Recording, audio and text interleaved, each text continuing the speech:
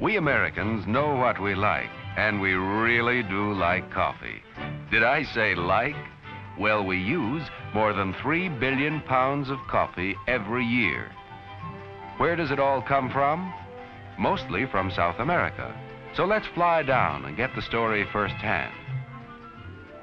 There's a typical plantation now.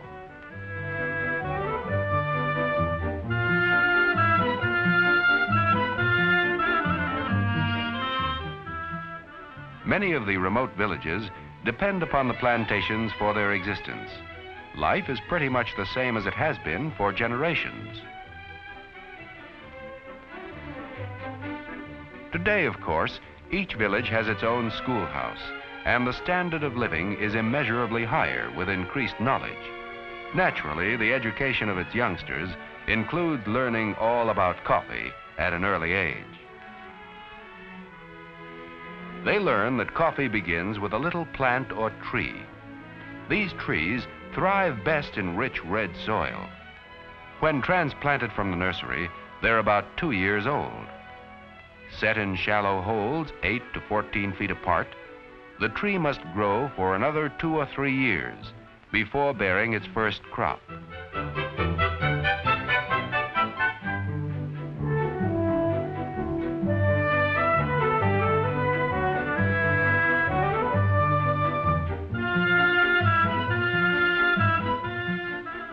Brazil alone has more than 1 million square miles of coffee country, an area larger than all the United States east of the Mississippi.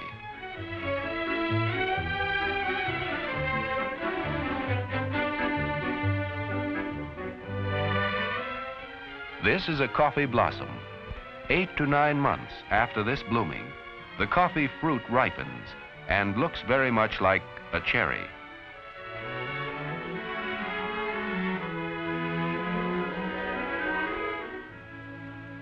Picked by skilled workers who know just when the ripe berries should be plucked, the average tree bears enough coffee beans to make about 1 pound of roasted coffee a year.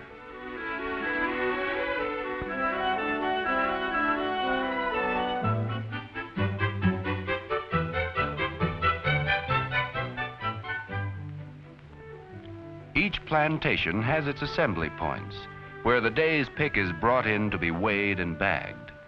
This is just one step in more than 24 major operations required in bringing your cup of coffee to the table.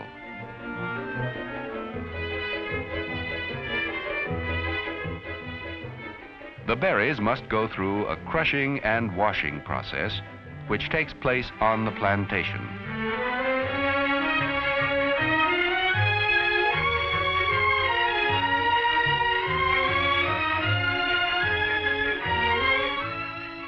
Crushing removes the protective red covering with which nature has enclosed each coffee bean. Then they are washed.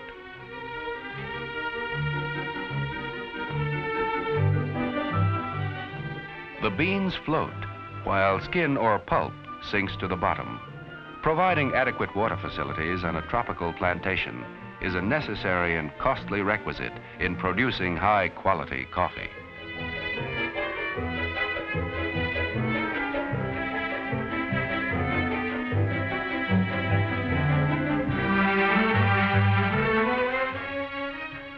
Now encased only in its final hull, or parchment, the coffee beans are spread out to dry in the sun. This takes from 8 to 10 days. Men must rake and turn the beans so that they all will dry evenly. Then, packed in bags, the dried green coffee is ready to be sent into the city.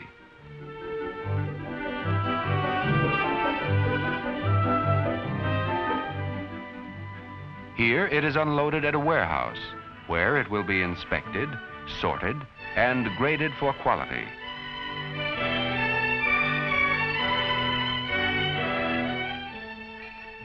This initial grading is one of the most important operations in the selection of coffee. Today, mechanical methods are so perfected that coffee is sorted by machines with great precision.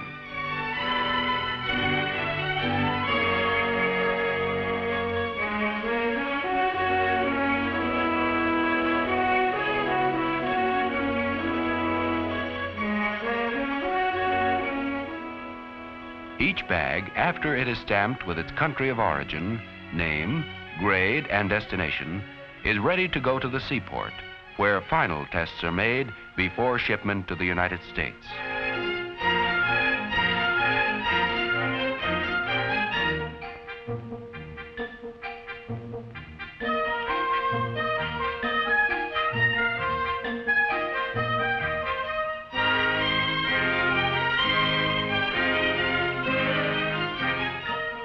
Using an instrument like an apple corer, a checker stabs each bag and withdraws a sample for testing.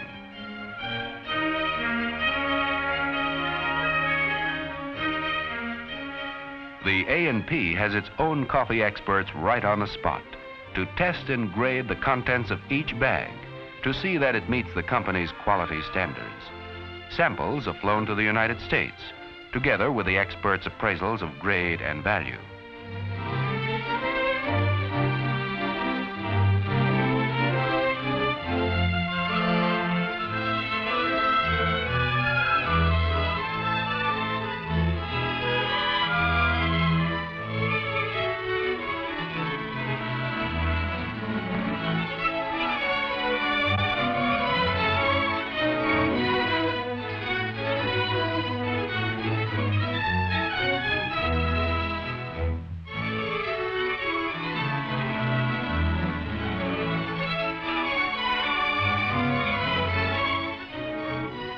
Testing also includes roasting samples of the green coffee and actually taste testing it for strength and flavor.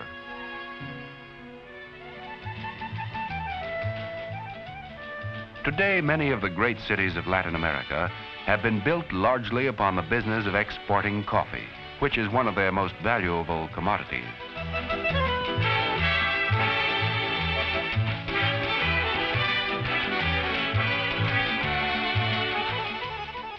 The people are modern, up-to-date, and eager to trade with their good neighbors to the north.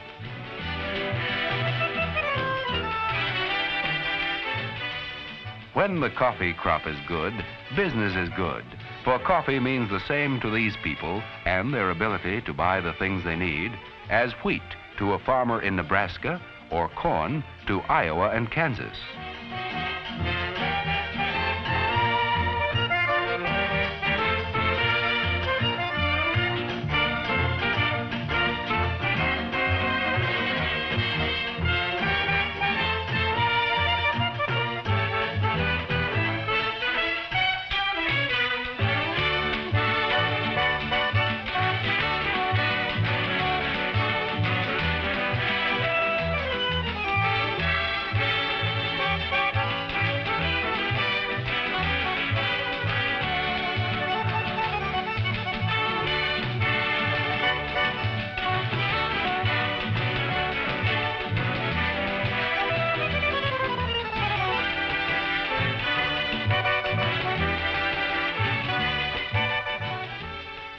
While its miles of beautiful beaches and modern cities lure thousands of people to Latin America, nothing intrigues the tourist more than a visit to the waterfront to watch the ships loading coffee for shipment to the United States.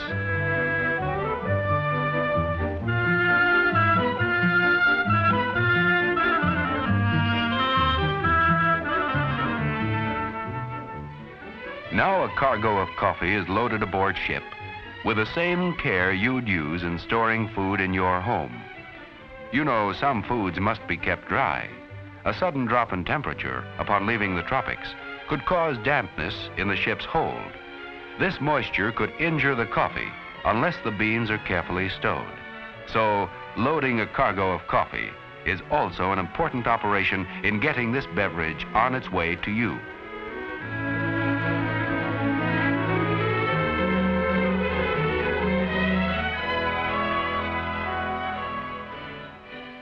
New York, New Orleans, and San Francisco are the principal ports through which coffee arrives in the United States.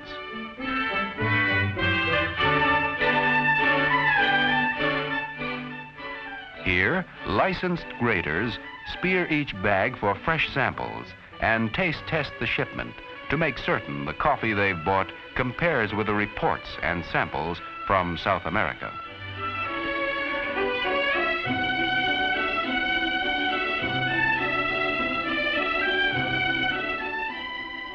Based upon the findings of these experts, one coffee is mixed in the blending machine with another to produce the bouquet, the aroma, the flavor desired.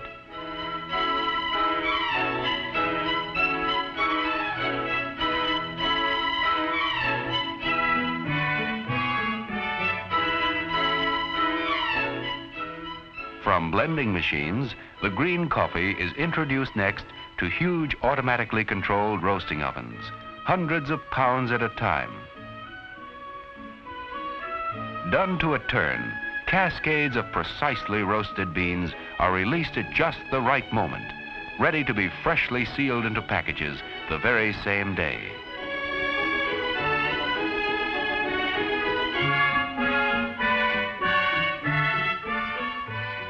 In this way, you know the coffee you buy is fresh and ready to be custom ground just right for the way you make coffee.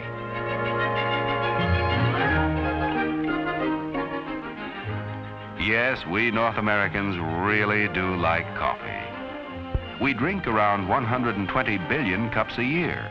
After all, drinking coffee is one of life's pleasures, a pleasure that cannot be duplicated by any other beverage.